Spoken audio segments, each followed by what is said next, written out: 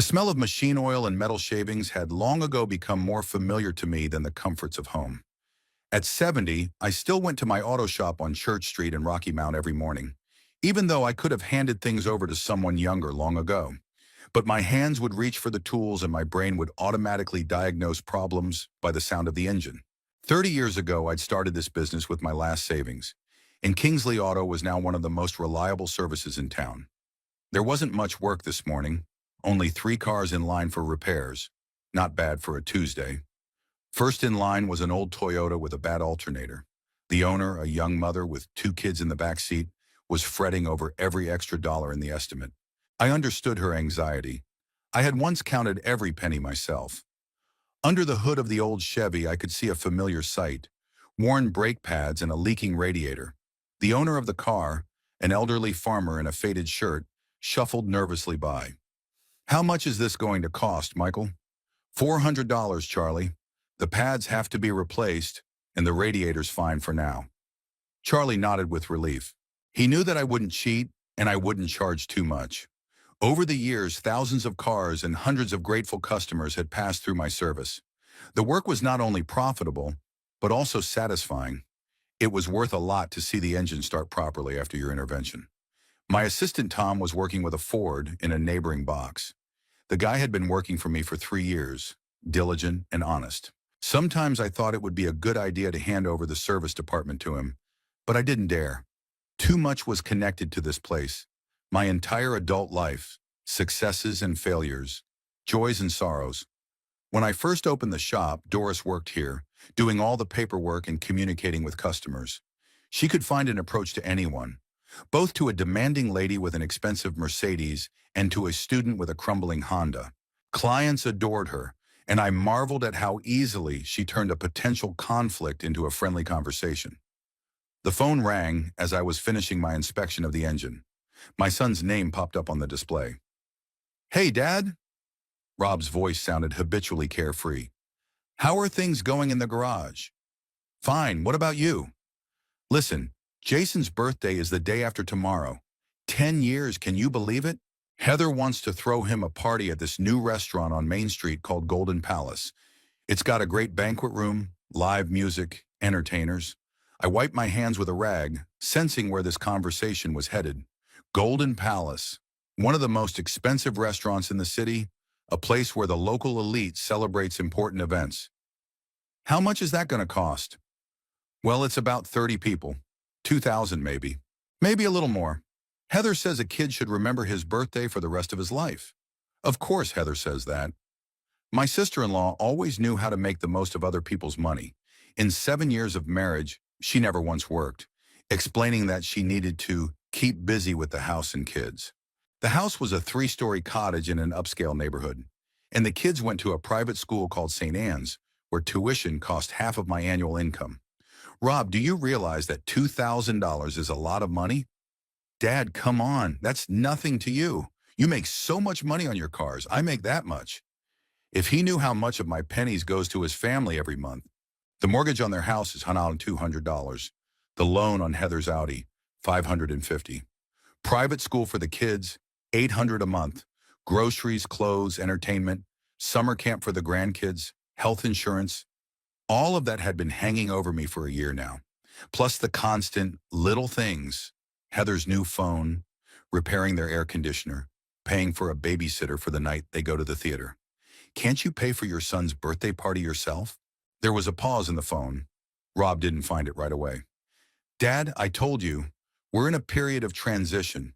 The new project is just starting up and the money hasn't come in yet. But things will get better soon and I'll pay you back." A new project. There's been 10 of them in the last 5 years. An online sporting goods store, a health food delivery service, an investment course.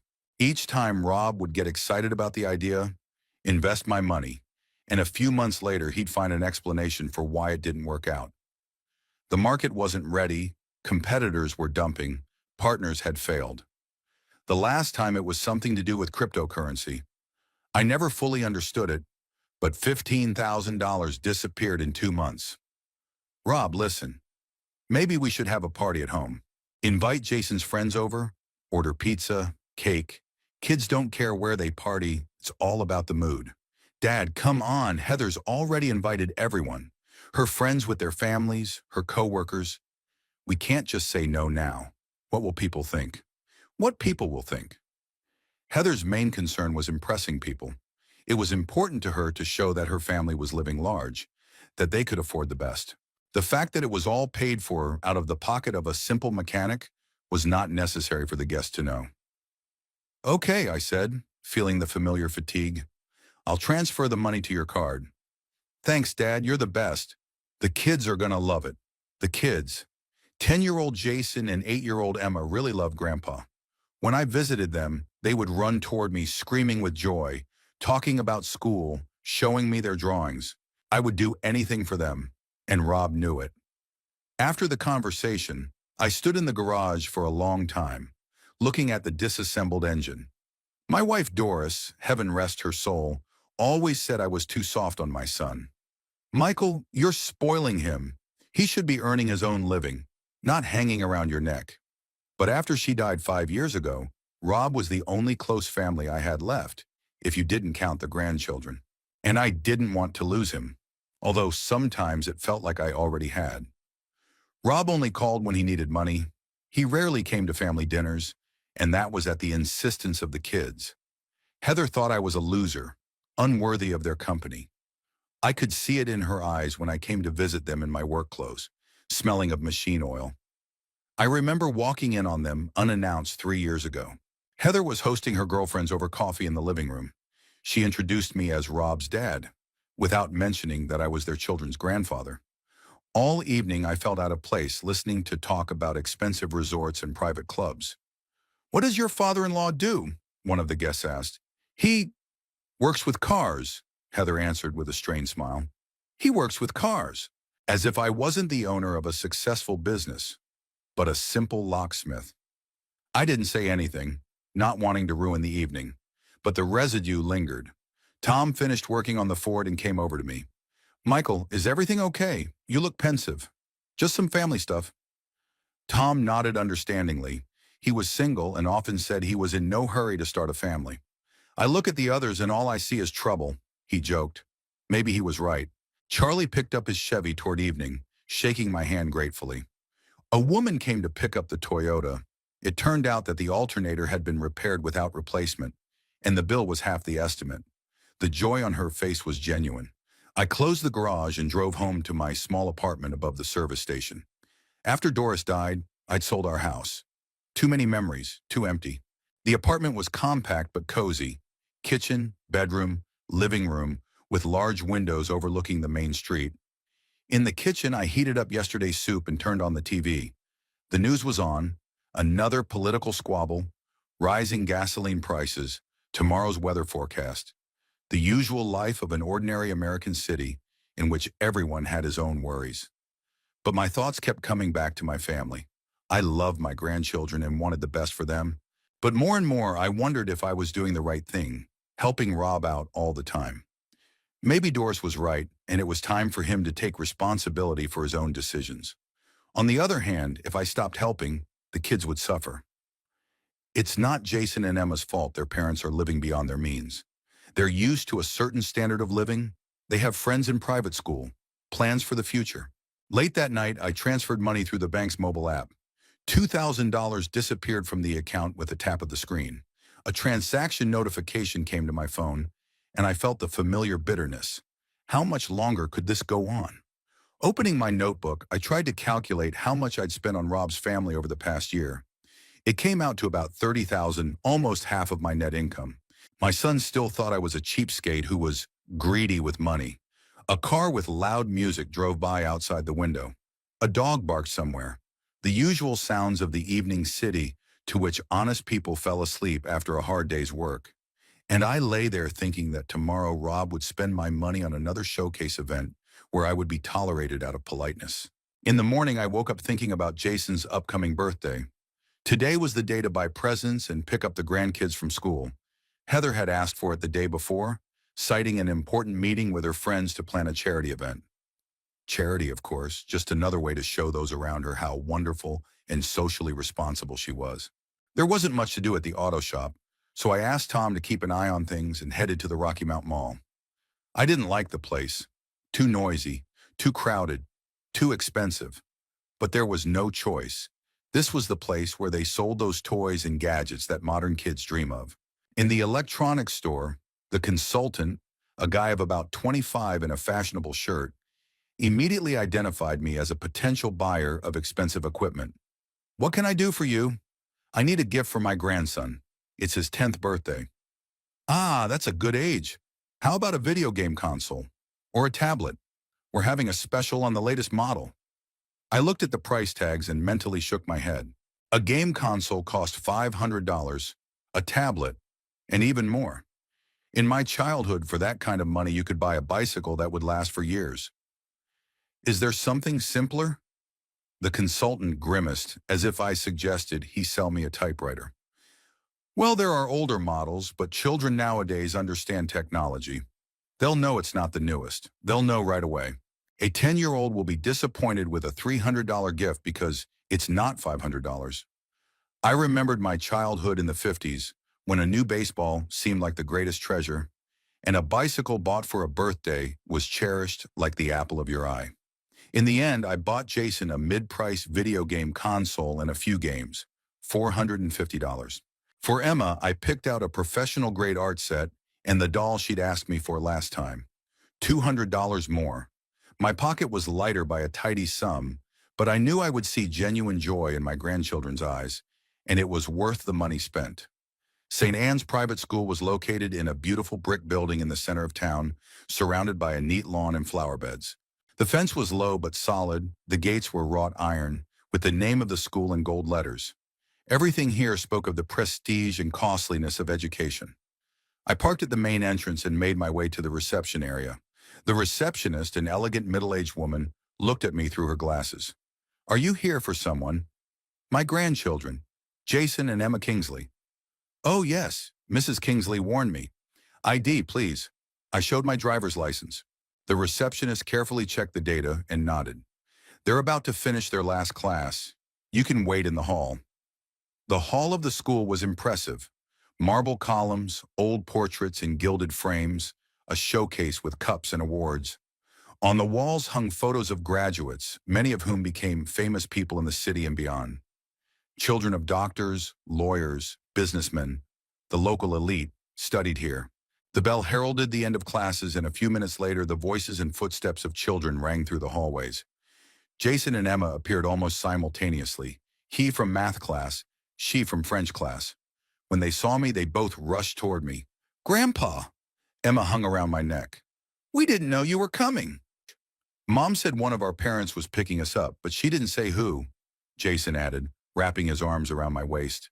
The sincere joy of my grandchildren always touched me to the core. In their embrace, all the hurt and disappointment associated with their parents disappeared. "How are things going at school?" I asked as we walked to the car. "Fine," Jason said. "We had a math test today. I think I did okay." "Shinonama, I had a presentation in French," Emma said proudly. "I talked about the Louvre. Madame Dupont gave me an A French at 10. When I was growing up, I didn't learn a foreign language until high school, and not all of them did.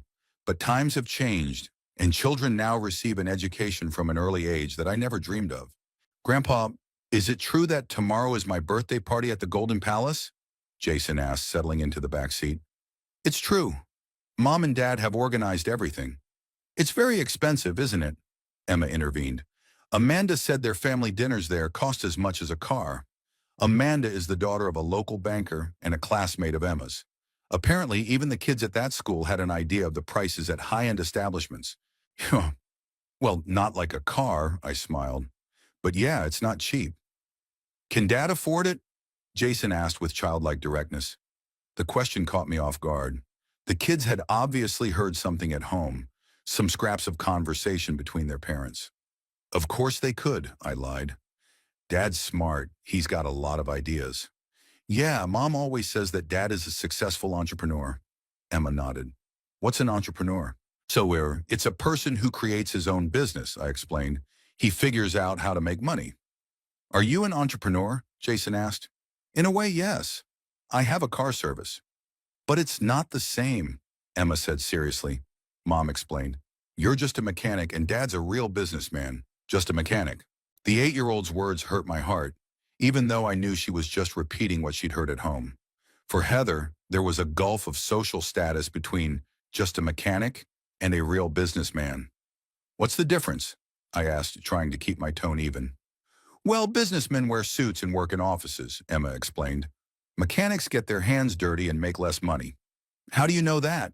So my mom told me. She says it's important to get a good education so you don't have to work with your hands. Not to work with your hands.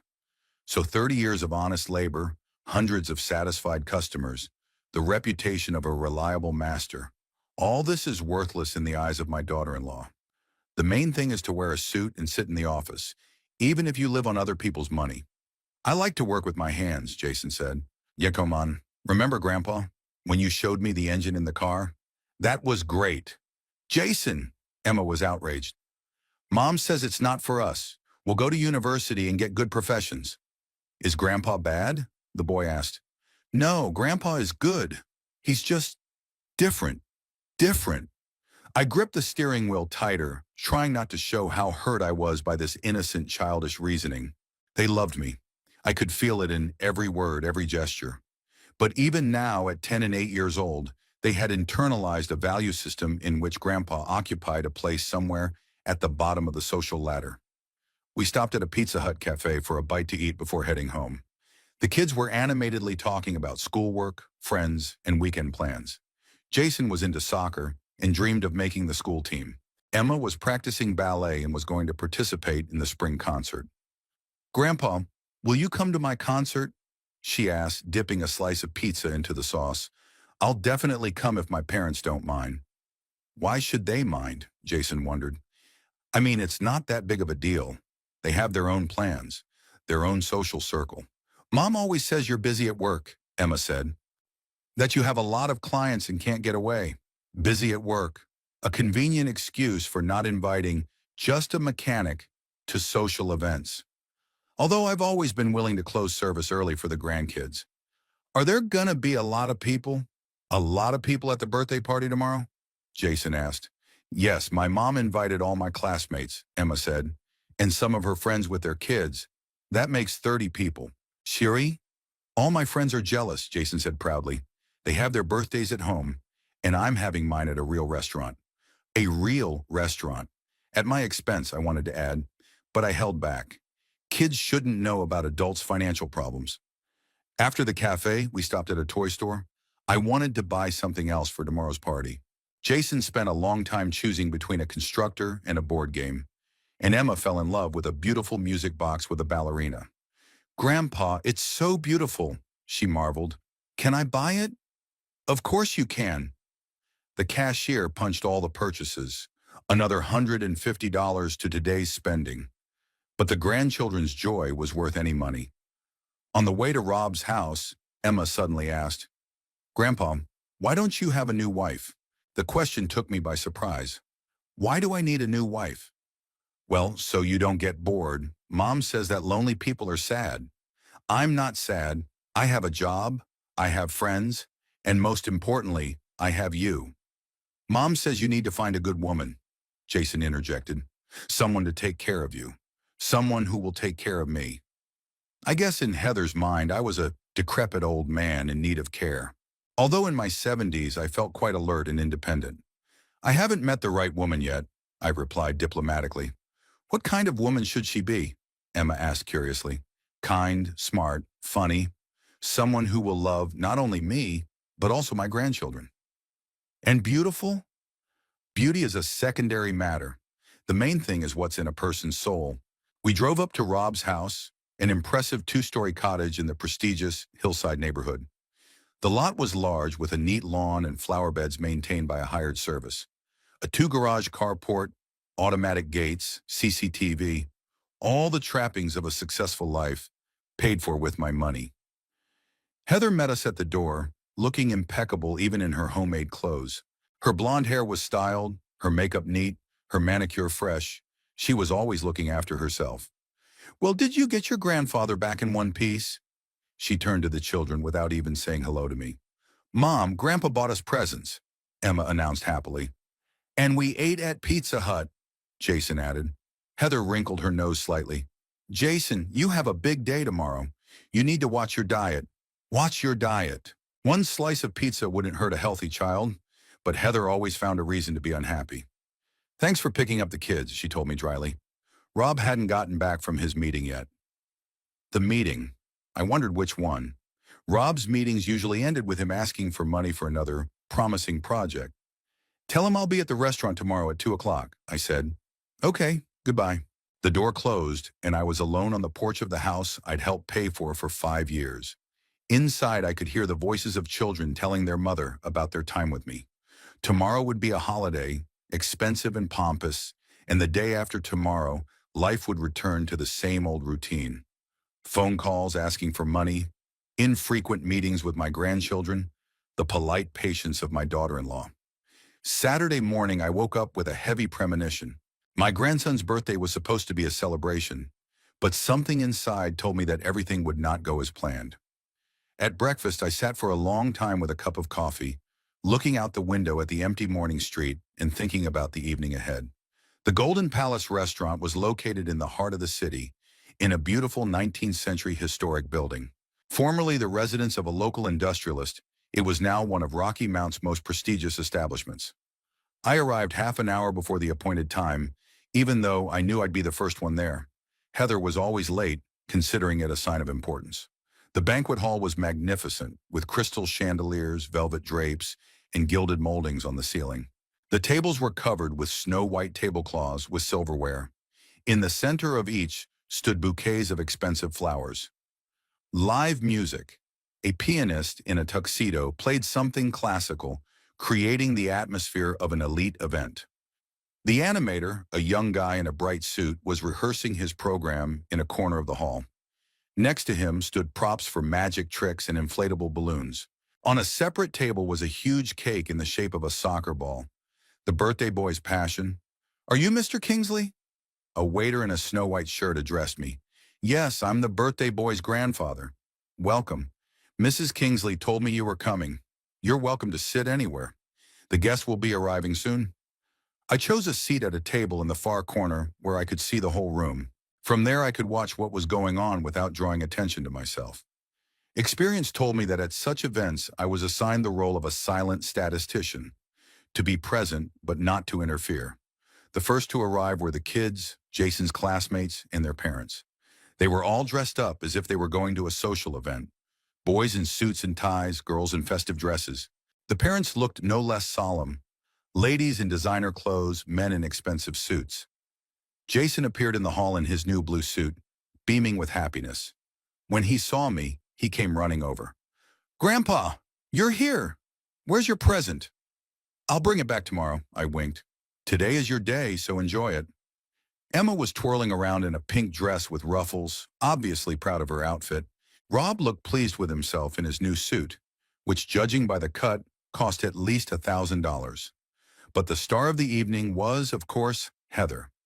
My sister-in-law was literally glowing with pleasure as she accepted the congratulations of the guests.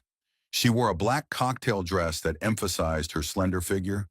Expensive jewelry sparkled in the light of chandeliers. Her hair was arranged in an elaborate style. Her makeup was flawless. She looked like the hostess of a social salon, hosting a select society. Maria, how are things at the clinic? She addressed the wife of the local doctor. Oh, thank you for asking. We're opening a new plastic surgery department. Didn't Rob tell you? Of course he did. He's got such a wide range of business contacts, always up to date on all the new business. A wide range of business connections. Rob smiled sweetly as he accepted the undeserved compliments. In reality, his business connections were limited to casual acquaintances in bars and attempts to involve his buddies in dubious schemes. Gradually, the room filled with guests. Families of Jason's classmates, Heather's friends with their husbands, a few neighbors from the upscale neighborhood. All of these people belonged to the local elite, doctors, lawyers, successful businessmen. Conversations were about real estate, private schools, summer homes, and European resorts. I sat in my corner, feeling like a stranger at this celebration. I was wearing the best suit I had, but it was clearly losing out to the designer outfits of the other guests. A few people politely greeted me.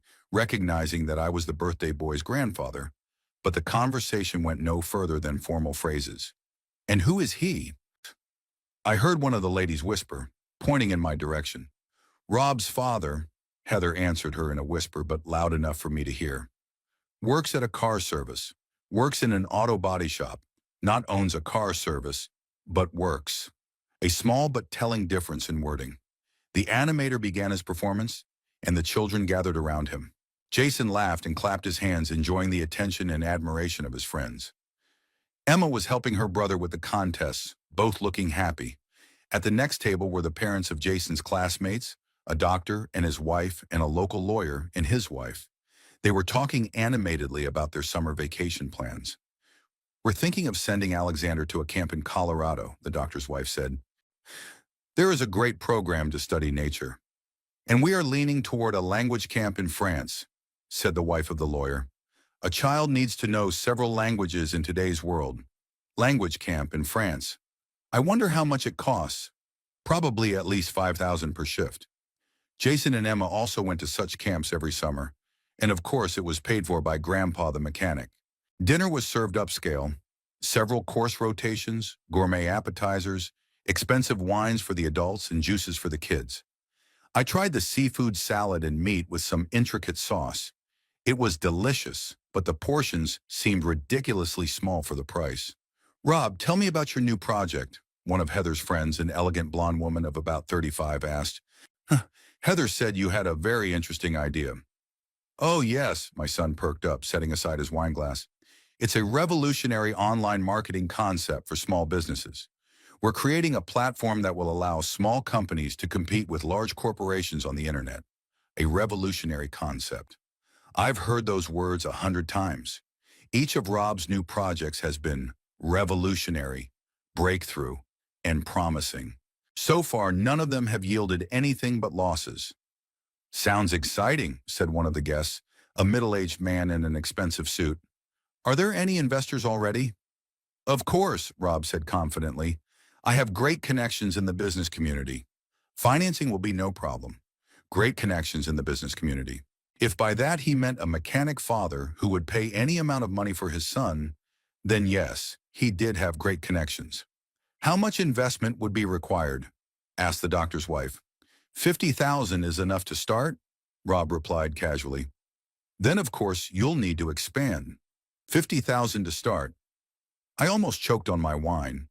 Where was he going to get that kind of money? From his mechanic dad, of course. Who else would he rob? Heather glowed with pride as she listened to her husband talk about his grand plans. The guests nodded with understanding. $50,000 was not such a large sum for this circle. "Rob's always had a good eye for the future," Heather said proudly. "He has a talent for business. A talent for business. A talent for spending other people's money. That's what he really had." After dinner, the congratulations began. Children gave Jason toys and books. Adults gave him more expensive gifts. Some gave him a professional-grade bicycle, others a latest model tablet. Jason accepted the gifts with delight, his eyes shining with happiness. The guests took turns making speeches, wishing the boy health, success in studies and sports, and a happy future. Everyone spoke beautifully and correctly, but somehow shambolic, as if they were reading a written text.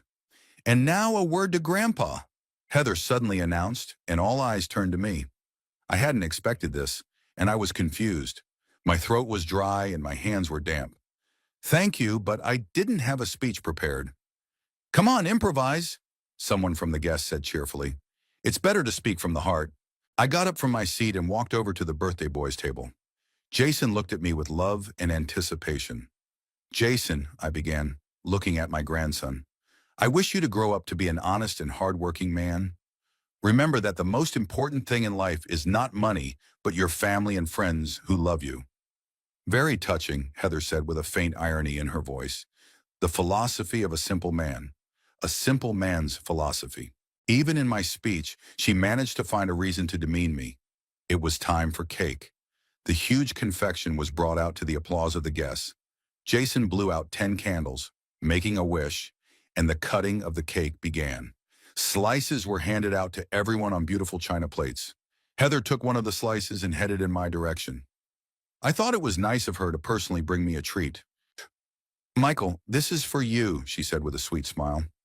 I held out my hand, expecting a plate, but Heather suddenly threw a piece of cake in my face. Here's your piece, you beggar, she said loudly to the whole room. Time seemed to stop. Cream and biscuits slowly dripped from my face onto my suit. Some of the guests gasped in shock. The children froze with their mouths open. And Rob laughed. Heather, did you see his face? Shumam, my son laughed, slapping his knees. It was like a comedy. I should have videotaped it. The room split in half. Some watched in horror, others grinned uncertainly, not knowing how to react. The pianist stopped playing. The animator stopped in mid-focus. I slowly wiped my face with a napkin, feeling the rage rising inside. 70 years of life, 30 years of honest labor, years of supporting an ungrateful family, and this was the result. Public humiliation from her own relatives. Heather, that wasn't necessary, one of the guests, a doctor, said quietly. Come on, it was just a joke, my sister-in-law said. He won't take offense. He has a sense of humor. He won't take offense. A simple mechanic must tolerate any abuse and keep silent. He belongs in the corner among the servants. A merry family, whispered one of the guests to his neighbor. Strange relationship, he replied. Jason and Emma looked on in bewilderment. They obviously didn't understand why the adults were acting this way, but they could feel the tension. I stood up and walked over to the microphone that was next to the piano. The musician looked at me questioningly, but stepped aside. Ladies and gentlemen, I began, turning on the microphone. My voice sounded clear and loud. Let me tell you a little story. Dad, what are you doing? Rob asked worriedly, stopping laughing. I ignored him and continued. See this beautiful restaurant? This lavish banquet for 30 people? Do you know who's paying for all this? There was a tense silence in the room. Even the children stopped making noise. Yeah, a penniless mechanic from a car repair shop on Church Street. The room fell completely silent. My words hung in the air like thunder. The guests looked at me, then at each other, trying to comprehend what they had heard. The waiters froze with trays in their hands. Even the children stopped making noise, sensing the adults' tension. Heather stood next to the cake, and the expression on her face slowly changed from confusion to understanding, from comprehension to horror. The blush escaped her cheeks, leaving a sickly pallor. Beautiful lips opened, but no sound came out. Would you like to know who pays the mortgage on the 3-story house in Hillside? I continued, savoring the dead silence. Yeah. Who's covering the loan on this lady's Audi? Me too. Private school for the kids, $800 a month? And that's me. The doctor's wife rounded her eyes and looked back at her husband. The lawyer frowned, obviously trying to realize what he'd gotten himself into. The rest of the guests sat like statues, afraid to miss a word of my speech. Rob tried to approach the microphone, but I held up my hand, stopping him. I've been supporting this family for 5 years, I continued, feeling lighter with each word.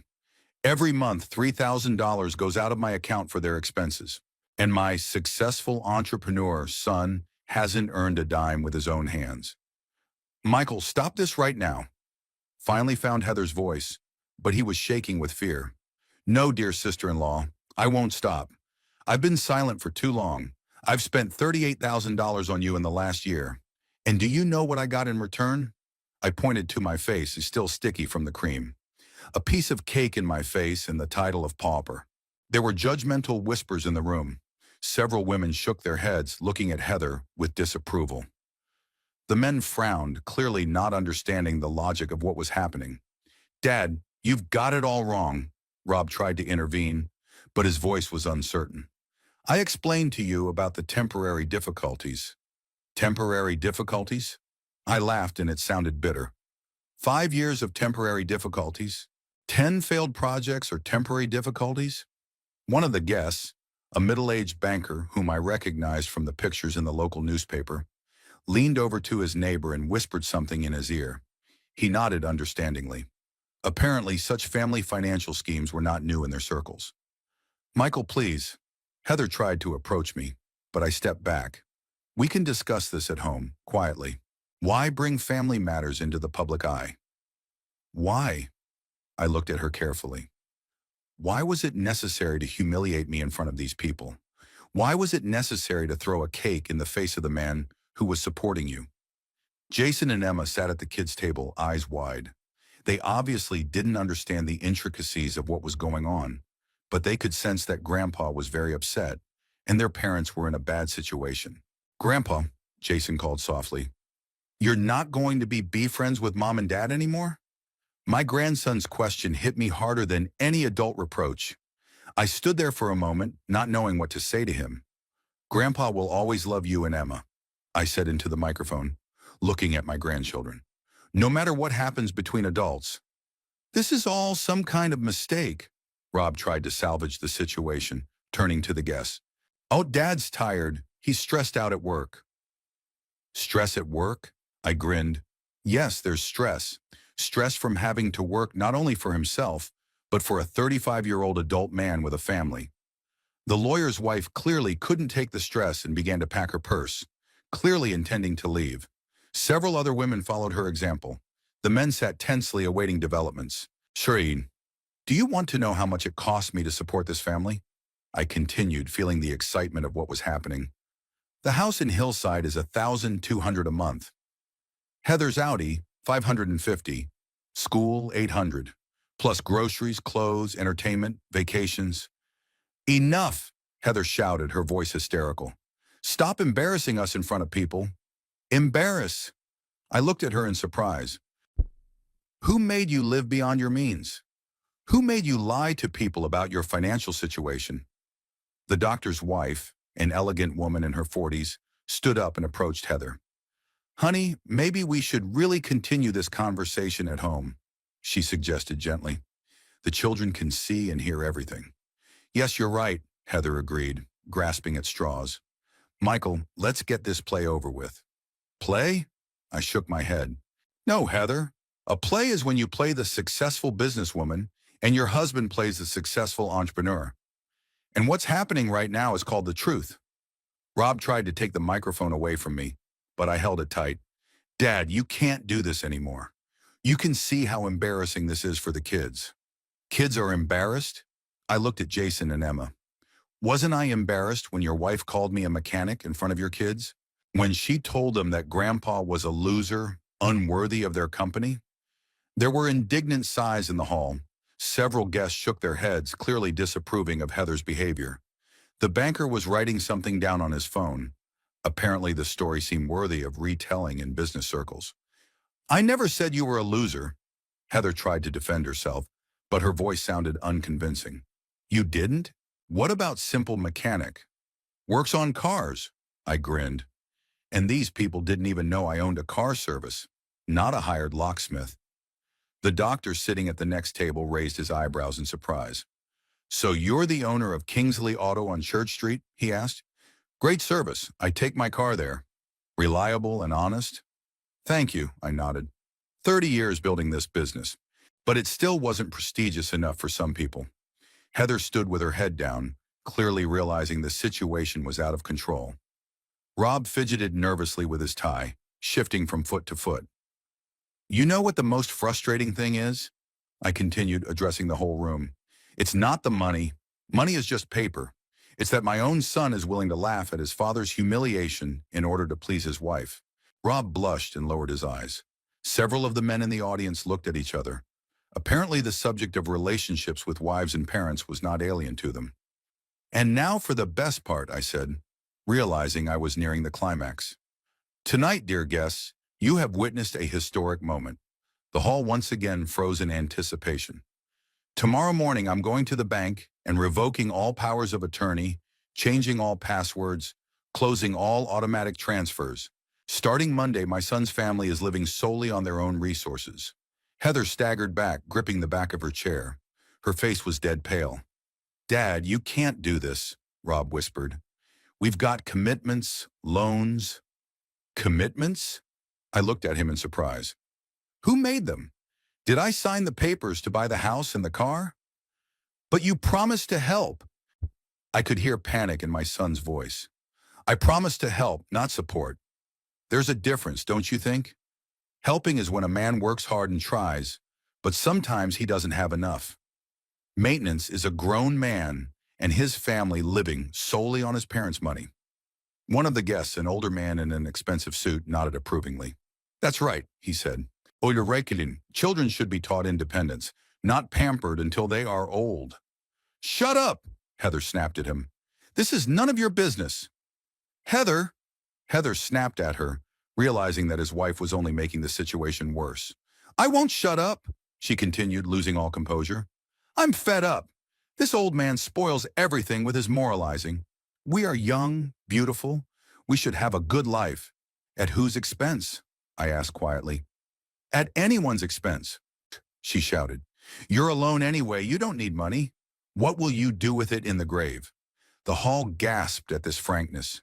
Several women stood up and headed for the exit, clearly not wanting to be present at a family scandal of this magnitude.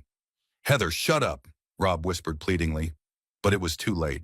The mask of the well-mannered socialite had finally fallen off, revealing the true face of my sister-in-law. Why don't you say something? She continued. Let everyone know that greedy old man is blackmailing us.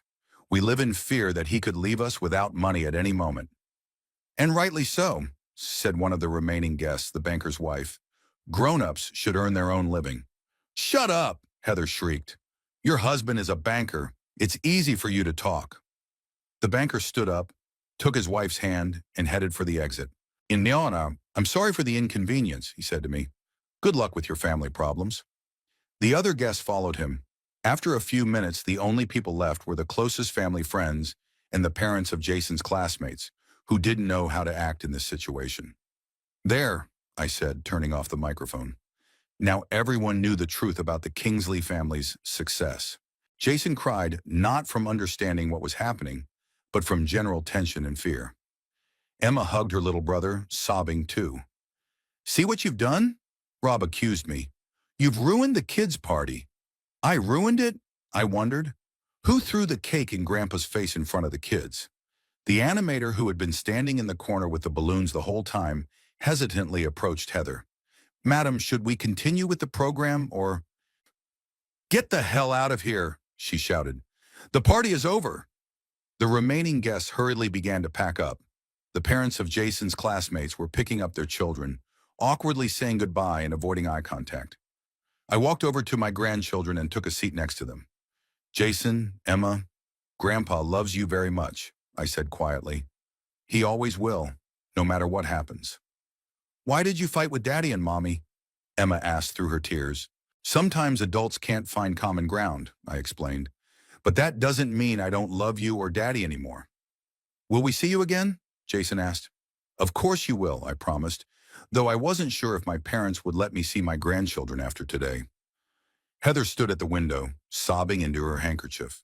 Rob paced the hall, nervously talking on his phone, apparently trying to explain to one of his friends what was going on. The hall emptied. We were the only ones left, a broken family amidst the remnants of a lavish banquet. The cake was still on the table, but now it seemed like a grim monument to shattered illusions. What's going to happen now? Rob asked, approaching me. You'll start living your own life now, I answered calmly. A life of your own. But how? We don't have money. We don't have jobs. You'll find a job. Sell the house, buy something simpler. Move your kids to a regular school. Millions of people live like that and don't complain. You don't understand, Rob started to say, but I interrupted him. I understand perfectly. I understand that it's time for me to live my life and you to live yours. I kissed my grandchildren goodbye and headed out. Heather caught up with me at the door. Michael. She tried to take my hand, but I pulled away. Michael, I was wrong. I'm sorry, please. I looked at her carefully. Her makeup was smeared with tears. Her hair was messed up. But there was no remorse in her eyes, just fear of an uncertain future. Heather, I said quietly, you're not apologizing because of the cake. You're apologizing because you realized there was no money tomorrow. She turned away, unable to find anything to say. I went outside and took a deep breath of the cool evening air.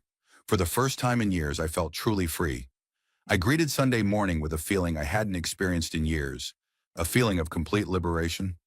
I woke up early, as usual, but instead of the usual heaviness in my chest, I felt a strange lightness, Last night seemed to lift the weight of years of lies and pretense from my shoulders. At breakfast, I made a list of things to do for the day. The first item was to go to the bank. The second was to revoke my powers of attorney from the notary. And the third was to change my passwords for all online services. The plan was clear and simple, like a blueprint for an engine that I was going to take apart and reassemble. The First National Bank on Main Street was only open until lunchtime on Sundays, but that was enough time for me. The manager, David Coleman, had known me for 20 years and had handled all of my auto shop's large transactions, equipment loans, deposits, and savings. "Michael," he greeted me cheerfully. "How are you? We don't see you much on Sundays." "Hey, David, I need to make some changes to my accounts. It's urgent." "Sure, come on in the office. Do you want coffee?" We were seated in his spacious office overlooking the city's main street. Coleman was an old-school professional, never questioning clients' personal motivations, but always willing to help with financial matters. "David, I need to revoke all the powers of attorney on my accounts," I began without preamble. He raised his eyebrows but nodded. "Good. Is this about the power of attorney for your son?" "That's the one. Rob should no longer have access to my money." "Understood. And we're canceling the automatic transfers?" "All of them. And I want to change my online banking passwords." Coleman began entering data into the computer, occasionally checking the details. The procedure was simpler than I expected. A few signatures, a couple of confirmation printouts, new access codes. "Michael, if it's no secret, was there a problem?" he asked cautiously as we were finishing the paperwork. "No secret. Decided a 35-year-old man should make his own living." Coleman grinned. "Wise decision. Seen a lot of families destroyed by the financial dependence of adult children. Doesn't make anyone happy." "Exactly," I agreed. As I walked out of the bank, I felt myself getting freer with every step. No one else could control the money I had earned through hard work. No more unexpected debits. No more calls asking me to borrow until payday. Next stop was Elizabeth Green's notary's office on Oak Street. The old lady had been in practice for 40 years and remembered my father. She was where I'd gotten power of attorney for Rob 3 years ago, when I'd been in the hospital after a heart attack. "Mr. Kingsley," she said when she recognized me, "what brings you out on a Sunday?" "I need to revoke the power of attorney that was executed in 2022. "For your son?" "Okay, let's find the documents." She went through the file cabinet and pulled out a folder with my papers. "Here we go. Robert Kingsley, full power of attorney for bank accounts and real estate." "Revocable?" "Absolutely. May I ask why?" "Just for the record, I don't see the need for such a power of attorney anymore," I replied diplomatically. Green nodded and began to draw up the revocation papers. It took half an hour to fill out the forms, sign and stamp them. "Totordi." "Done," she said, handing me copies. "As of tomorrow, the power of attorney is invalid." I returned home for dinner, feeling satisfied with the work I had done. All that remained was to change passwords for online services and payment systems.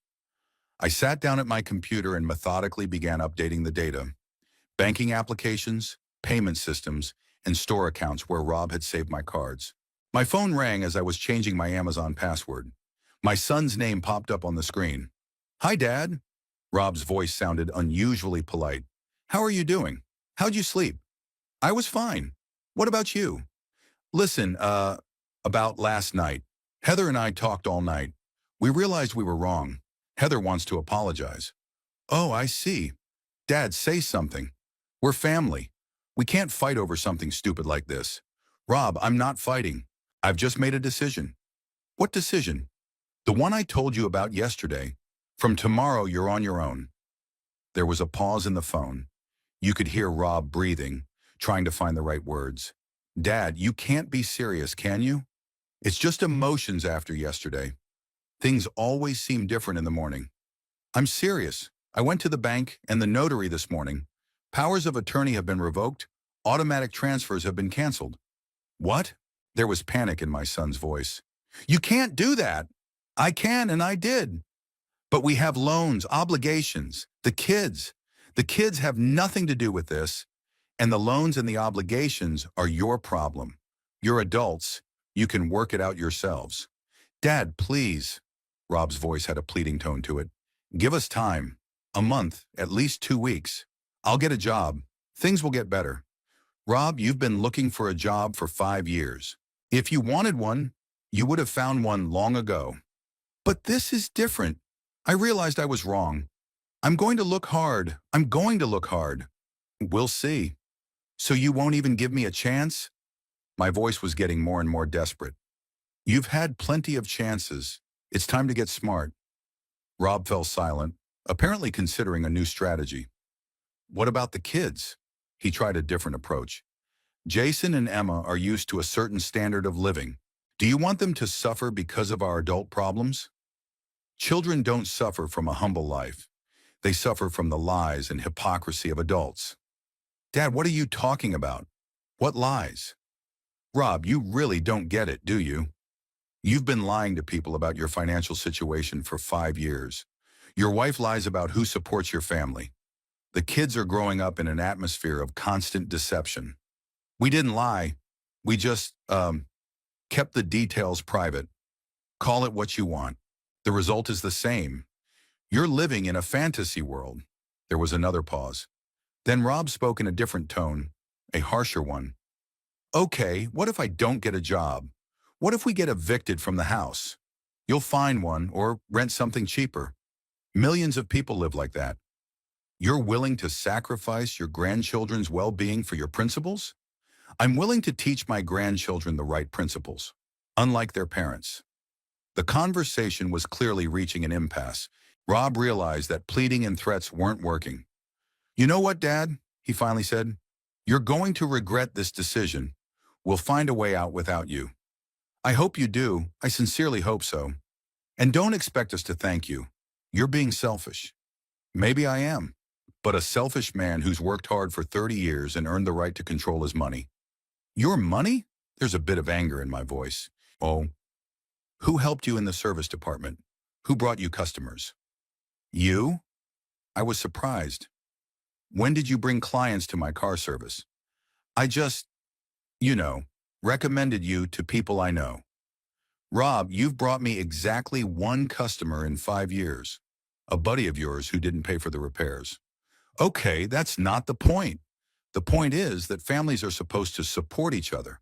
Support, not parasitize. Parasitize? My voice got really angry. How dare you say that? It's easy. A man who doesn't work for 5 years, but drives an expensive car and lives in a prestigious house. That's a parasite. You know what? Go to hell with your moralizing. I'm sick of listening to your moralizing.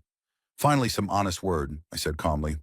We'll do without you and your money, and you'll never see your children again. Rob, don't be silly. Don't be silly. If you don't want to help your family, you don't belong in the family. All right, let's see how long you can survive without my help. You'll see, he shouted and hung up. I put the phone down and went back to the computer. I had a few more passwords to change. My son's threats didn't scare me. I knew that in a week or two he would call again, but with a different tone. An hour later, the phone rang again. Heather. Michael, she began in a sweet voice. Can we talk like adults? We can. I realize I behaved terribly last night. It was stressful, emotional. I'm truly sorry for what happened. Okay. Michael, Rob, and I are ready to change our lives, but we need time to adjust.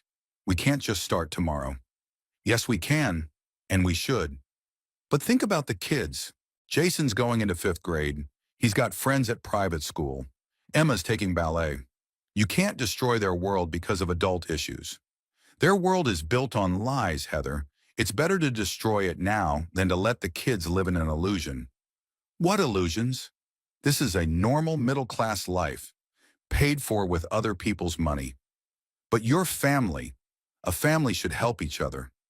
Help each other, not support each other completely. What's the difference, don't you understand? I do, but Michael, give us 6 months. Rob will get a job. We'll start paying off our debts. But gradually, not so abruptly. Heather, I don't want to be a part of this play anymore. You're adults. You can work out your own problems. What if we can't? What if we get evicted? You'll find something cheaper. The world won't fall apart. You're a cruel, selfish man, she snapped. Bastian will be thrown out on the street, and you'll sleep in your apartment. You're not going to be thrown out on the street. There's plenty of rentals in the city for reasonable money. Reasonable money? We don't have any money. Then it's time for Rob to get a job. He's looking, but good jobs aren't easy to find. Then let him look for any job he wants. He'll start small like normal people. Do you want him to be a loader? A janitor?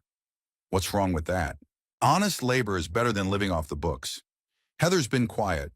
Apparently, the idea that her husband could do manual labor was unacceptable to her. Michael, she said again, tears welling up in her voice, I'm begging you. Think about Jason and Emma. It's not their fault. That's why I made this decision. Children should grow up in an honest family, not in a house built on lies. Shekshorn. But it's going to be hard on them. They won't understand why their lives have suddenly changed. Yes, they will. Kids are smarter than you think. They adapt faster than adults. And school? Emma's ballet? Jason's soccer team? There are free clubs and public schools. Nothing bad's going to happen to the kids. You're destroying our family, she screamed. I'm not. I'm stopping sponsoring lies. It's the same thing. No, Heather. If your family is only held together by my money, then there was no family at all. She hung up without saying goodbye. I finished my coffee and finished changing passwords. The job was done. The financial umbilical cord connecting me to my son's family had been cut. In the evening, I sat in the kitchen, reading the newspaper and reflecting on the day. For the first time in many years, Sunday belonged to me alone. No one had called with requests. No one was counting on my help. No one was planning to spend my money. It got dark outside. The streetlights came on. A warm glow appeared in the windows of the houses. Somewhere out there in the big house in Hillside, my family was discussing the new reality. Tomorrow they would have to wake up in a world where there was no grandpa ATM, where adults had to earn their own living. I felt no regret or joy, only the peace of mind of a man who had finally done what he should have done years ago. The week passed in remarkable calm. For the first time in years, I worked at a car service without thinking about how much money would go to support someone else's family. Every dollar I earned belonged to me. Every spending decision was mine alone. The feeling of freedom was intoxicating. Tom noticed the change in my mood on Tuesday. Michael, you look different, he said as we repaired the transmission of the old Ford. It's like a weight has been lifted off your shoulders. I did, I said without going into details. There was a lot of work. Spring traditionally brings a flood of customers after winter breakdowns. I went into business with my head, enjoying the usual rhythm. Diagnostics, repair, communication with customers. Simple, straightforward tasks where the outcome depended only on your skill and honesty. Rob didn't call. Heather was silent too. I had no illusions. I knew it was the calm before the storm. Sooner or later, reality would force them to reach out to me, but with a different tone. On Wednesday night, the house phone rang. An unfamiliar number. Sornum. Hello? Michael?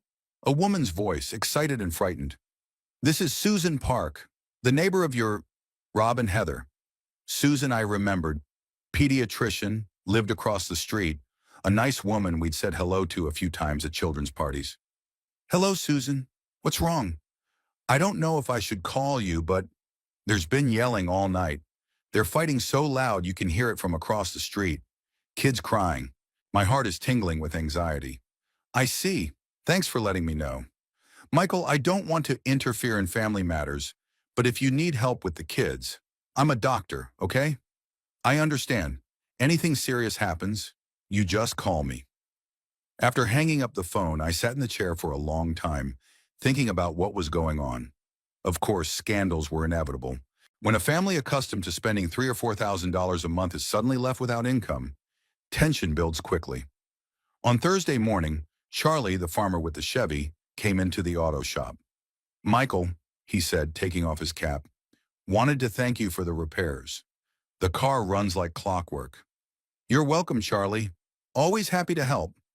Listen, do you know if your son is looking for a job? I looked up from the engine I was examining. Why? My neighbor, Joe Miller, he's got a car wash on Ridgewood Avenue. He says he needs people. It's no big deal washing cars, vacuuming. But the pay's fair, $15 an hour. $15 an hour. That's about 2,500 a month if you work full-time. Not much for a family used to spending 3 times as much, but it's a start. I'll tell him, I promised. Just make him hurry up. Joe says people get jobs fast. That evening I dialed Rob's number, but got an answering machine. I left a message about the job at the car wash, though I doubted my son would take it seriously. Friday afternoon, Heather arrived at the car wash. I saw her through the window. She was sitting in her Audi and was clearly working up the courage to get in. The car was filthy, which was unthinkable for Heather. She usually washed it twice a week. Finally, she got out and headed for the entrance. She was wearing a simple denim jacket instead of her usual designer outfits, her hair gathered into a careless ponytail. She looked tired and confused. "Michael," she said, stopping in the doorway, "can I talk to you?" "Come in." Tom had just left for lunch, so we're alone. Heather walked hesitantly into the office part of the service and sat down in the customer chair. "How's it going?" I asked, wiping my hands with a rag. "Bad," she answered honestly. "Very bad." I waited in silence for her to continue. "Michael, I came to apologize. A real apology, not like last time." "I'm listening." "I was awful. What I did in that restaurant was disgusting. I have no excuses." "I'm glad you understand." "I do. And I also realize that I took you for granted. Like an ATM machine, yeah." "You were right." She paused, obviously searching for words. "Heather, have you come to ask for money?" "No," she answered quickly. "I mean, not exactly." "What do you mean, not exactly?" "I came to tell you what's going on and to ask for, not for money. I came here to ask for a chance to make things right." "Tell me." Heather took a deep breath. "Monday morning, we got a notice from the bank, an overdue mortgage payment. Rob said it was a mistake, that you'd just forgotten to transfer the money." "I didn't." "Yeah, I realized that. He went to the bank on Tuesday, tried to withdraw money from your accounts. They told him the access was blocked." "How'd he take it?" "Badly, really bad. Came home and threw a tantrum, yelling that you betrayed him, that he didn't expect this from his father." "Did he start looking for work?" "That's a whole other story," Heather grimaced. "Oh, he says he can't work in low-level jobs, that he has a reputation in the business community." "What kind of reputation?" "Well, as a successful entrepreneur." "Heather, your husband has no reputation in the business community, except for a reputation for screwing up projects." She lowered her eyes. "Yeah, I realized that too. This week." "Realized what exactly?" "That we were living in some kind of fantasy world. Rob was telling me about his business successes, his promising projects. And I believed it. I thought he was actually making money." "Where do you think the money for your lifestyle came from?" I thought, I thought it was from his projects, plus some help from you. But I didn't realize our whole life was your money." Heather pulled a handkerchief out of her purse and blotted her eyes. Her makeup was almost gone, and she looked younger and more defenseless without it. "Now, on Wednesday, a man from the car dealership came to see us. Said that if there was no payment by the end of the month, the car would be repossessed." "Makes sense." Rob tried to explain to him that it was just a temporary problem, that we'd work it out. But he said he'd heard that 100 times before. "So now what?" "Rob says he'll find a way. He'll go to his friends, get a loan." "What do his friends say?" "No one's answering the phone yet," Heather admitted quietly. It was predictable. Rob had friends as long as he spent money in bars and restaurants. When the money ran out, the friends quickly disappeared. "Heather, what do you think you're going to do?" "Me?" She was surprised by the question. "I don't know. I've never worked." "Never?" "Well, I did some waitressing in college, but that was 15 years ago." "So you know how to do it. What's the problem?" "Michael, how can I waitress? All my friends would find out." "So what?" "So what? It's humiliating. Honest work is not demeaning, Heather. But I have an education. I come from a good family." "What does that get you?" "Well, it must give you something." I shook my head. Even now, when the family was on the verge of bankruptcy, Heather clung to her social prejudices. "Heather, did you come here to ask for something specific?" "Michael, give us a month. 1 month to get a job and get back on our feet. Just pay the mortgage and the car loan. That's all I'm asking for. That's only $2,000 a month. Yeah, but this is the last time. I promise. Heather, do you realize a month isn't enough time? Rob can't find a job in a month. At least not one that he's happy with. He will. He promised. He's promised that many times. But this is different. Now he realizes there is no alternative. There's always an alternative. You can sell the house, move to a smaller apartment, sell the car, buy something cheaper. But the kids, school. Heather, there are great public schools in this town. You don't understand. If we move the kids from private school, everyone will know we're in trouble. Everyone already knows after Sunday's scandal. Heather blushed. Apparently, news of the incident at the restaurant had already spread around town. Michael, please, one last time, give us a chance to save face. Save face? Heather, you lost face the moment you decided to live off other people's money and lie about it. But we're a family, she started crying. How can you abandon your grandchildren? I'm not abandoning my grandchildren. I stopped sponsoring their parents' lies. It's the same thing. No, it's not the same thing. Jason and Emma won't be hurt by this. They'll just live normal lives, not in a fantasy world of wealth. Heather stood up and started pacing around the office, nervously rubbing the strap of her purse. You don't understand what it's like to lose everything at once. The house, the car, the status. I understand perfectly. I was 25 when I lost my job at the factory, left with no money and a sick wife in my arms. So what did you do? Worked, anywhere I had to. Washing dishes in cafes, unloading trucks, till I saved up money to open a car service. But that was a different time. Heather, time doesn't matter. People have always been able to make a living if they wanted to work. She stopped and looked at me with desperation. Michael, if you don't help us, we're going to lose everything. The house, the car. The kids will have to go to another school. Rob's going to get depressed. And if I do, what's going to change? Rob will never learn to work. You'll still be living on borrowed time. It could go on for years. It won't. I promise. Heather, you can't promise for another person, especially for a person who doesn't want to change. She sat back down and covered her face with her hands. What do we do? Work. Start living within our means. Sell what you can't pay for. Will the children understand? Children will understand quicker than you think. They're not as materialistic as adults, but their friends, school. Heather, real friends don't abandon you for money, and if they do, then they weren't friends. She raised her head and looked at me with red eyes. You're really not giving us a dime. I won't. Not even for the grandchildren, especially for the grandkids.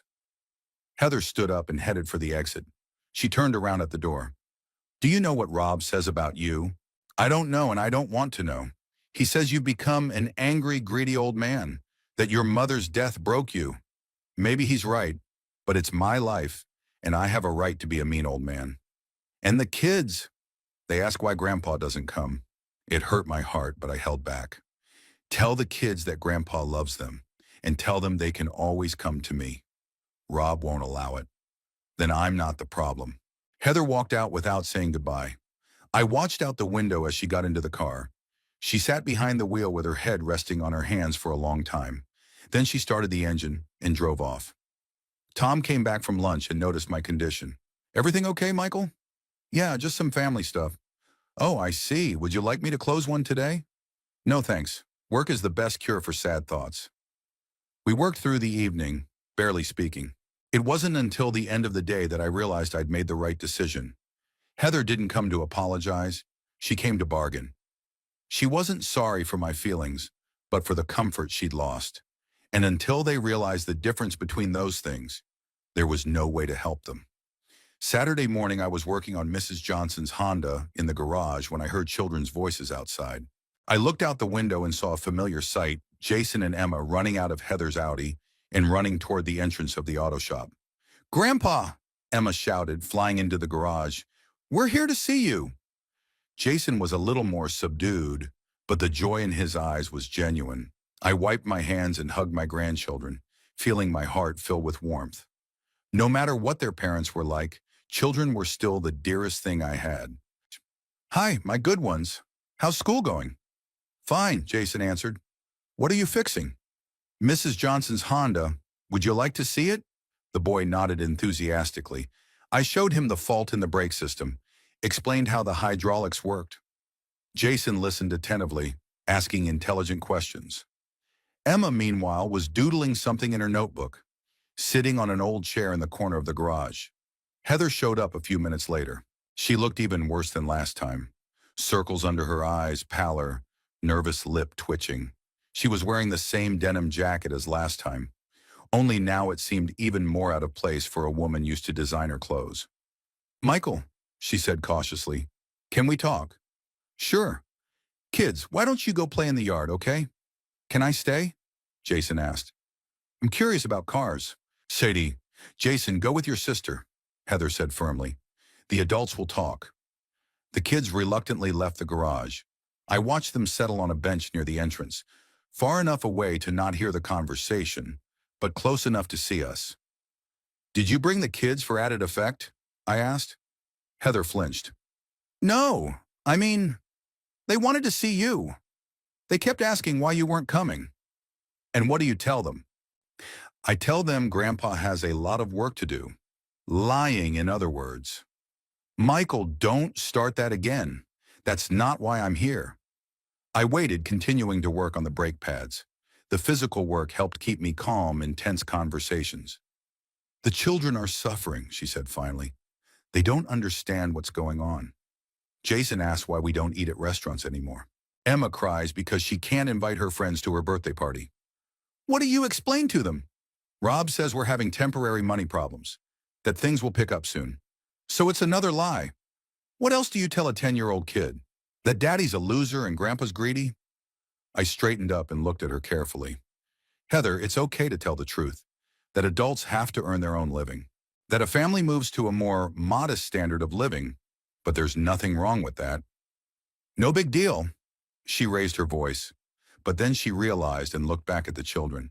It's no big deal if the kids get expelled from private school. Have they already been expelled? Not yet, but if we don't pay next semester's fees, when is the due date? By the 15th of next month.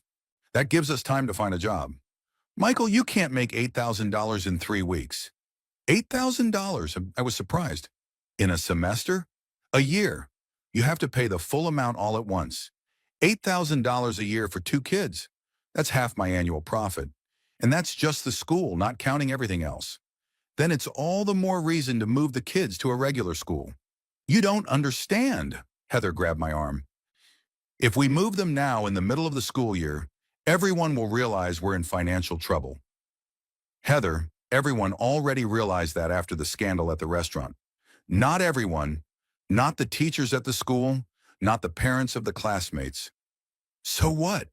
So what? We'll be talked about. Children will be pitied. It's humiliating. I shook my head. Even now, as the family teetered on the brink of bankruptcy, Heather's greatest fear was gossip. You know what's really humiliating? I asked. Living in debt and pretending to be rich. We weren't pretending. We were just, living a normal life. At someone else's expense. At the family's expense. You're the kid's grandfather. That's right. A grandfather, not a bank. Heather stepped back to the window and looked out at the children playing. Jason was explaining something to his sister, waving his arms. Emma listened with a serious look. Michael, she said without turning around, what if we could find a compromise? What kind of compromise? You only help with the children, school, clubs, clothes. Rob and I take care of the house and the car. So you're suggesting that I support the grandkids instead of you? Yeah, you love them, don't you? Of course I love them. But it's the parents' job to support the kids, not the grandparents.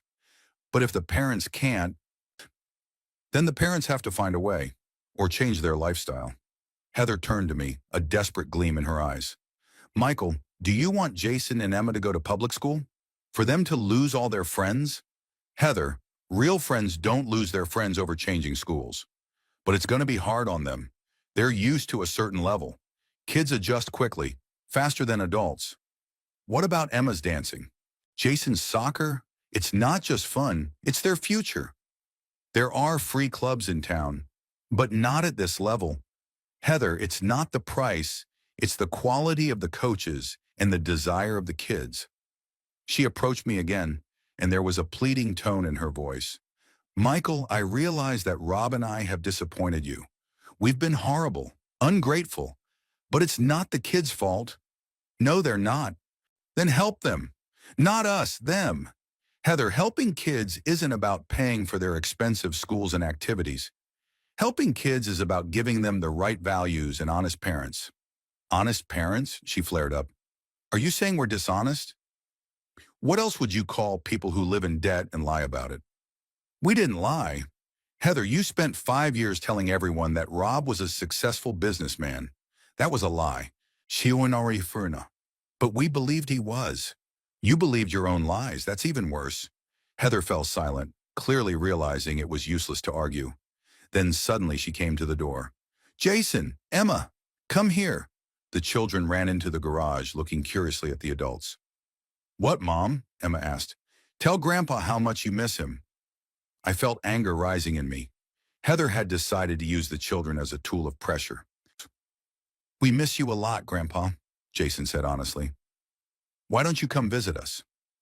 And when are we going to the zoo? Emma added. You promised. Grandpa's busy, kids, Heather quickly intervened. He doesn't have time for us. Heather, don't lie to the kids, I said sharply. Why should we tell the truth? That Grandpa left us because he was fed up with us? Mommy, Emma cried out in fright. Grandpa left us, Jason asked quietly. I sat down next to my grandchildren and held their hands. Grandpa will never leave you, I said, looking into their eyes. Grandpa loves you very much. Then why aren't you coming? Emma asked. Because Grandpa has a complicated relationship with your parents right now. Because of what? I looked at Heather. She stood there with her fist clenched, clearly afraid that I would tell the kids the truth. Because of the money, I said simply.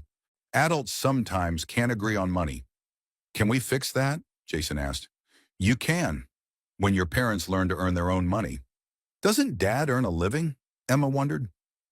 Heather paled as she realized where she was going with this conversation. Dad's looking for a job, I said diplomatically. And while he's looking, Grandpa has decided not to help with the money. But we're your grandchildren, Jason exclaimed. Don't grandfathers help their grandchildren? They do, but in different ways. Some grandfathers give money, others teach them how to live a good life. What kind of grandfather are you? Emma asked. I'm the one who teaches me how to live well. Wouldn't you give me money? Jason asked. You need something very important, I will. But parents have to take care of the family themselves. Heather couldn't take it anymore. Jason, Emma, go to the car. We're going home now. Mom, we still want to be with Grandpa. Go to the car, she repeated sharply. The children obediently walked out of the garage. Emma turned around on the doorstep and waved at me. I waved back, feeling my heart clench. See? Heather said when we were alone. You're upsetting the kids. You're the one upsetting them by using them as a blackmail tool. I'm not blackmailing. I'm showing you that your decision is hurting innocent people. Heather, the only thing hurting my decision is your pride. If you'd stop clinging to ostentatious luxury, the children would have nothing to lose.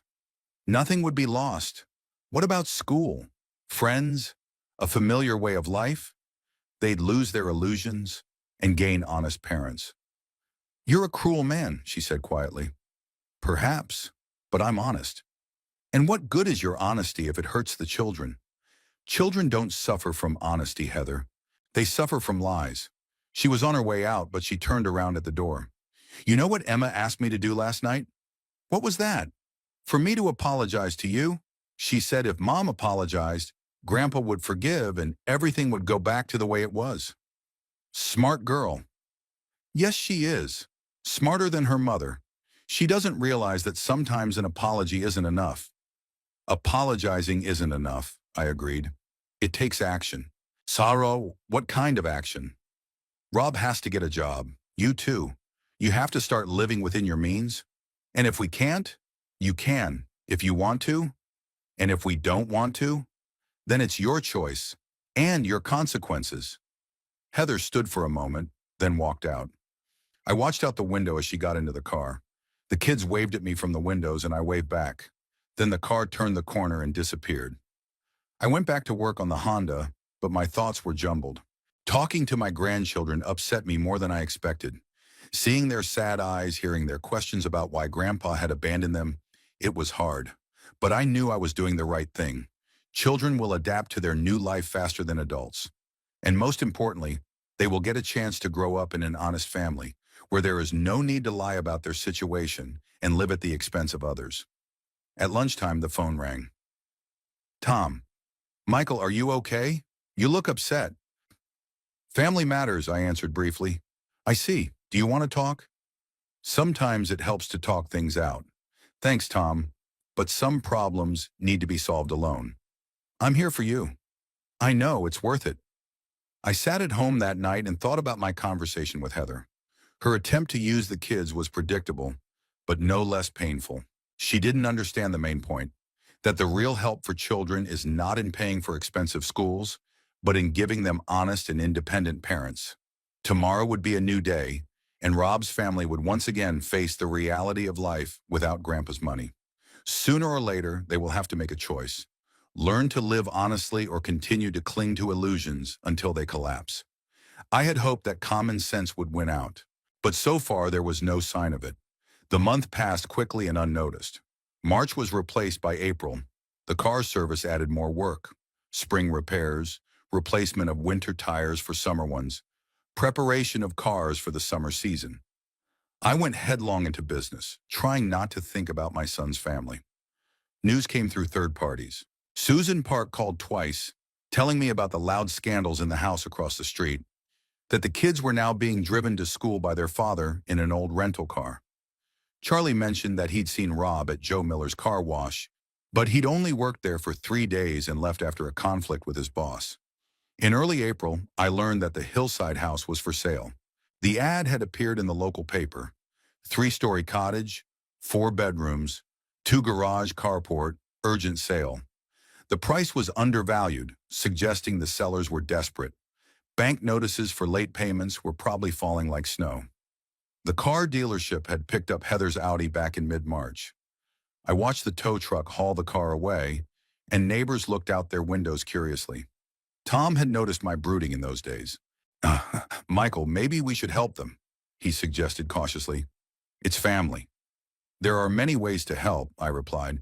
Sometimes the best help is to let a person fall down and get back up. And the kids will get over it. They have their whole lives ahead of them to learn the difference between ostentatious prosperity and real values. In late April, I received a phone call that I had expected but hoped to avoid. It was the receptionist from the law firm of Green & Associates. Mr. Kingsley, this is Linda from Attorney Green's office. Your son asked you to contact him about the divorce and child custody. Divorce. So financial difficulties have finally ruined Rob and Heather's already shaky relationship. It was predictable. When the money disappears, so does the illusion of a happy family. Tell my son that I'm willing to meet, but only about the children, I said. The meeting took place the next day in a neutral setting, the Friendship Cafe on the outskirts of town. Rob showed up at exactly the right time, and I hardly recognized him. The gloss of a successful businessman was gone. Cheap shirt, crumpled jeans, unshaven face. There were dark circles under his eyes and his hands were fidgeting with napkins. Hi, Dad, he said, sitting down across from him. Hello, Rob. How's it going? Shit, he said shortly. It sucks. The waitress brought us coffee. Rob was silent for a long time, obviously searching for words. Finally, he decided to speak. Heather and I are getting a divorce. I'm sorry. No, you're not, he grinned bitterly. It's what you wanted. Rob, I never wanted your family destroyed. Yeah? What did you want then? I wanted you to be a grown man, able to support your wife and children. Well, now I don't have to support my wife. Happy? I looked at my son carefully. In his eyes, I could see pain, fatigue, and deep resentment. What happened, Rob? What happened? He laughed, not amused. Life happened, Dad. A real life without your money. Tell me. Rob took a sip of coffee, wincing at the bitterness. The house was the first thing we lost. 3 months behind on the mortgage, and the bank started foreclosure proceedings. Heather was hysterical every day, accusing me of every mortal sin. Did you look for a job? I did, he flared up. You think it's easy to get a job when you have no experience in the workforce? With a resume full of failed startups? Joe had only worked at the car wash for 3 days. Did you know that? Rob was surprised. Yeah, I did. Do you know what it's like to wash cars for $15 an hour when you're used to thinking of yourself as an entrepreneur? There's nothing degrading about honest labor. That's easy to say when you've been an owner all your life. And I stood there like the last loser with a rag, and former buddies drove by and looked like a clown. Why'd you leave? Joe started yelling at me in front of everyone, saying you're working slowly, distracting the customers by talking. I couldn't take it anymore, so I told him to go away. Rob was silent, staring out the window at the passing cars. His face reflected all the bitterness of the last month. What about the kid? I asked. That's what finally brought our family down, he said grimly. Heather couldn't stand the fact that the children would have to be transferred to a regular school. She made a scene, yelled at me for ruining her children's lives. Her kids. Yeah, that's what she said. Eventually it turned out she'd always thought I was a temporary solution. She didn't marry for love, but because she thought I could provide her with a comfortable life. And now what? Now she's filed for divorce. She wants alimony. She wants to take the kids and move to her mom's in Atlanta. What about you? What about me? I don't have money for lawyers. I don't have a steady job. What are my chances in court? Rob pulled a crumpled pack of cigarettes from his pocket. His hands trembled as he lit it. You started smoking? I wondered. A month ago. My nerves couldn't take it. We were quiet for a while. The cafe was almost empty, just us and an elderly couple in the corner. Quiet music was playing, and spring rain was drizzling outside the window. Rob, what do you want from me? Help. This is the last time I'm asking for help. Money? Not just money. Heather's agreed to leave the kids with me if I can prove I can support them. I need a steady job and a decent place to live. E? Take me to a car dealership. As a partner, or at least an assistant. I'll learn. I'll work honestly. Just give me a chance. The offer took me by surprise. I stared at my son for a long time, trying to figure out how serious he was. Rob, are you ready to work with your hands? Get dirty with machine oil? To get $30,000 a year instead of $300,000 in expenses? I am. I don't have a choice. What if an easy money opportunity comes along? Another revolutionary idea. It won't. I realized I don't have a talent for business. Maybe I have a talent for something else. I stirred the sugar in my coffee, thinking about the offer. On the one hand, my son did seem broken and ready to change. On the other hand, how many times had I heard similar promises before? What about a place to live? I asked. I'm renting a studio apartment on Old Street. It's a bit cramped for 3 people, but it's tolerable. What's the rent? Sold my watches and suits, plus the odd part-time job helping people move, unloading stuff in stores. So you know how to work when you need to? I can. Turns out I can. Rob put out his cigarette and looked me in the eye. Dad, I know I've been a real bastard, laughing when Heather humiliated you. Took it for granted that you'd support me until I was old. I was an idiot. You were. And I understand if you don't forgive me. But think of the kids. Heather will take them to Atlanta, and you'll never see them again. That was a strong argument. Losing your grandchildren forever is a painful prospect. What do the kids say? They want to stay with me. Emma's been very clear about not wanting to move. Jason's against it too. Why not? Heather lied to them about you leaving them. And I told them the truth. That Grandpa didn't. He just didn't want to support lazy parents anymore. How'd they take it? They were fine. Jason even said he understood you. That if he was going to make money, he wouldn't give it to someone who didn't want to work. Smart kid. He realized at 10 what his father didn't realize until he was 35. Rob, what about Heather?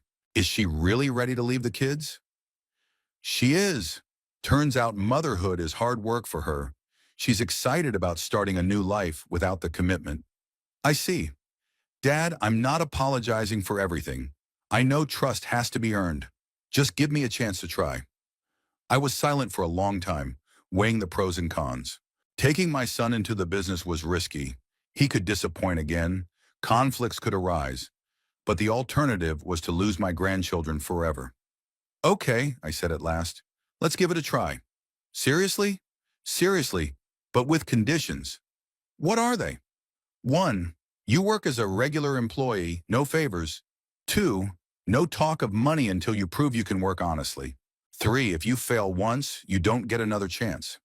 I agree, I'll do anything. And one more condition. The kids. What about them? If I help you keep them, you won't interfere with our communication. You won't use them as bargaining chips in family arguments. I promise. Rob held out his hand for me to shake. I shook it, feeling a strange mixture of hope and caution. A week later, Rob went to work at the car service. The first few days were hard. He didn't know how to handle the tools, was slow-witted, and constantly asked for advice. But he didn't complain. He didn't whine. He worked from bell to bell. Tom took the new employee with understanding. The guy is trying, he told me at the end of the first week. You can see he's been through a lot. What do you think? I think he could make a good mechanic. He's got the hands, he's got the head. Just as long as he doesn't run away when things get better. The divorce trial went smoothly. Heather really did not fight for the children. She was enough alimony in the amount of $300 a month and the right to see them once every 6 months. The house was sold for 70% of the market value, debts on loans closed. The rest of the money shared in the divorce. In May, Jason and Emma moved in with his father in a one-bedroom apartment Rob had rented on the outskirts of town. The children were transferred to the neighborhood school where the children of workers and employees studied. There was no tragedy. They quickly made new friends and even did better in their studies. Grandpa, Emma said to me during one of our Sunday trips to the park, do you know that Daddy has become more cheerful? Did he? Yes, laughs. He used to be always sad and angry. Now he tells us about his work, shows us what he's fixed, and he doesn't yell at us when we make noise. Jason was nodding along. And he's stopped lying, the boy added. He used to always say he had important things to do, but he was just surfing the internet. Now if he says he's busy with work, he really is. The kids have adapted to their new life much easier than I expected. A modest apartment, simple food, inexpensive clothes. All this did not upset them. The most important thing to them was that Daddy was finally a real daddy, not a perpetually disgruntled loser. We never crossed paths with Heather again. She went to her mother's house in Atlanta and, according to rumors, got a job as a manager at a cosmetics company. She rarely called the kids, mostly on holidays. At the end of the summer, I realized that the experiment with my son was succeeding. Rob really changed. He became responsible, stopped complaining about life, learned to appreciate what he had. His salary was modest, but the family lived honestly, without debts and illusions. One evening, he stayed after work to talk to me. Dad, I want to say thank you. For what? For not letting me rot. If you'd kept supporting me, I'd still be an infantile idiot. Rob, every man makes his own path. Yeah, but sometimes you need a nudge to see the right path. You gave me that nudge. A painful nudge. But it worked. You know what I'm thinking about now? What? I want to be the kind of grandfather to my future grandchildren that you were to Jason and Emma. Not an ATM, but an example. I looked at my son, and for the first time in years, I saw in his eyes not the perpetual dissatisfaction with life, but the calm of a man who had found his place in the world. The past could not be changed. Years of lies, resentment, and disappointment remained in the memory. But the future depended on what lesson we learned from past mistakes. And the lesson was simple. True love must sometimes be tough to become wise.